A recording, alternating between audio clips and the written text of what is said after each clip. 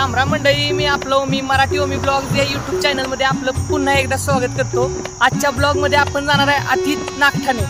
थोडंसं काम आहे, त्या काम करून आपल्याला माघारी यायचंय। चला। अबे जल्दी बोल, कल सुबह पनवेल निकलना। आणि आम्ही दुकानावर पोहोचलो।